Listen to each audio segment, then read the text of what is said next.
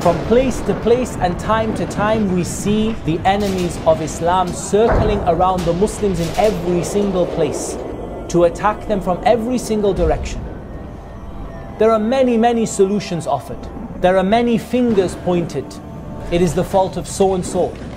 And yet almost never do you hear the people actually tell people the real reason why this is happening and the very simple solution to stop it happening. There is no evil and no trial and no fitna that will befall this ummah except that Allah and His Messenger sallallahu alaihi wasallam explained in the clearest of terms the cause and the solution for it. Today, my brothers, we live in a time and in an era where nobody wants to put their hands up and say and take responsibility.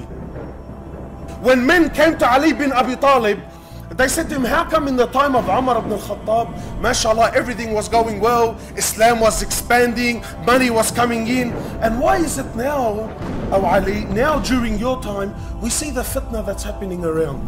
You know what he said? He said, because in the time of Umar ibn al-Khattab, he had men like me around him. Whereas now in my time, I have men like you around me. The source of trials and tribulations are what our own hands have earned. Corruption has appeared on land and at sea. بِمَا كَسَبَتْ أَيْدِي النَّاسِ, by what the hands of men have earned.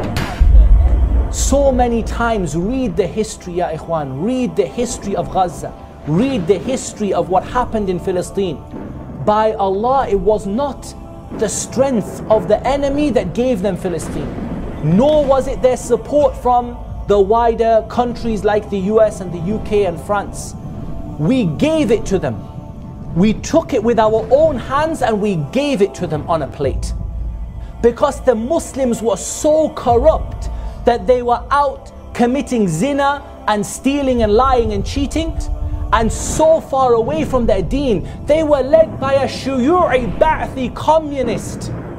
And when the Israeli people found out, they simply bribed them into giving them the location of the planes and letting them leave them out, and then they destroyed them. What help did you want Allah to give them against the people who were fighting them?